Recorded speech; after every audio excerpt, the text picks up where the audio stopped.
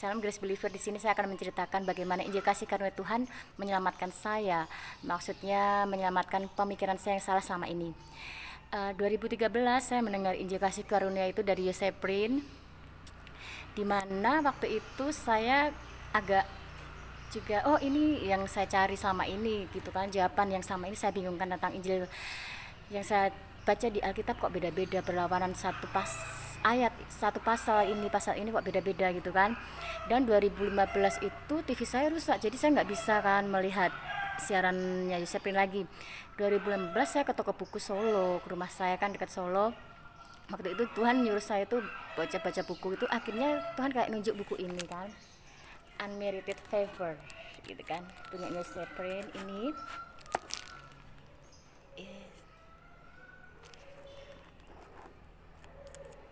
Di sini saya membaca kok, wah Tuhan baik banget gitu kan. Memang saya waktu itu dekat sama Tuhan, tapi sepintas apa yang saya lakukan, apa yang saya kerjakan untuk Tuhan. Maksudnya kalau saya baik, Tuhan juga memberkati saya. Kalau saya nggak baik, mungkin Tuhan berhenti dulu memberkati saya. Dan waktu itu saya kuliah di salah satu kota universitas Kristen kan, di situ penginjilannya begitu hebat. Saya ikut salah satu gereja di sana, saya penginjilan setiap hari, pokoknya intinya harus gini-gini ya, masih low gitu kan, masih mix.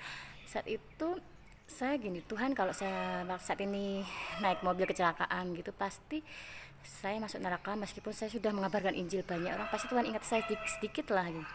Akhirnya waktu itu Tuhan menangkap saya lagi, Tuhan suruh saya baca lagi. Waktu saya sedih-sedih pasti saya baca buku ini, dan ini menguatkan saya lagi. Terus saya, wah aku langsung mau cari ini buku lagi, cari buku yang lebih banyak tentang Yosef Prin gitu kan. Akhirnya waktu itu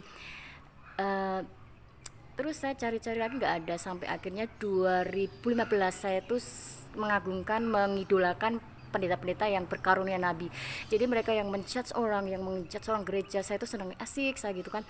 Pasti saya juga bisa seperti mereka membela Tuhan dengan menghakimi mereka gitu kan, dosa-dosa mereka. Tapi saat itu saya belum merasakan sesuatu yang kelegaan gitu kan dalam Tuhan. Akhirnya 2015 saya altar call, dilayani pendeta tersebut bilang gini, you are like Joseph Prince gitu kan.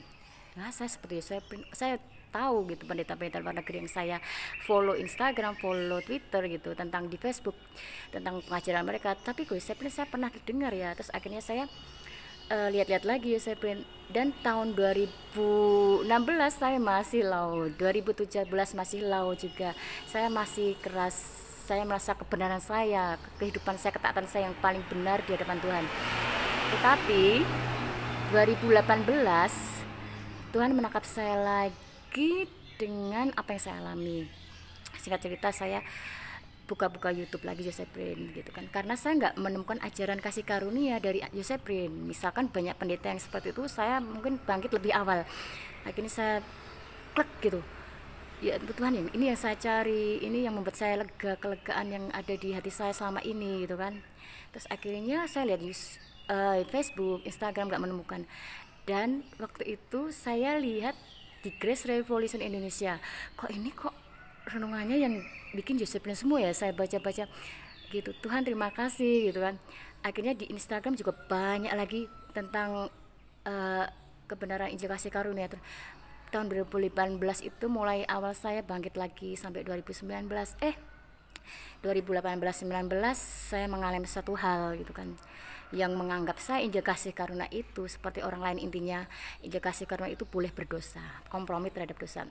Waktu itu Tuhan mengajar saya lebih lagi, intinya sebenarnya I'm righteousness of God in Christ. Jadi walaupun saya berdosa, saya tetap benar di depan Tuhan. Dan karena saya orang benar, ya itulah kehidupan saya. Maksudnya saya jadi orang benar, dosa sudah tidak ada dalam hidup saya gitu kan. Akhirnya saya bersyukur sampai saat ini Pastor Prado dan beserta istri dan teman-teman di grup apalagi mendidik saya dengan ajaran-ajaran kasih karunia lebih lagi. Saya bersyukur, dan sejak saya menerima Injil kasih karunia dalam hidup saya menemukan sesuatu hal yang baik mengikuti saya. Mujizat itu seperti hal biasa gitu kan. Awal mujizat itu waktu itu saya mengendarai mobil, saya ditabrak motor, dan orang dalam mobil itu bilang aduh ke bengkel ini, aduh ada apa, tapi saya bilang kasih karunia Tuhan, kasih karunia, dan benar nggak ada apa-apa yang terjadi dalam mobil ataupun keluarga saya. Saat itu saya percaya hal-hal baik akan mengikuti saya terus-terus gitu kan.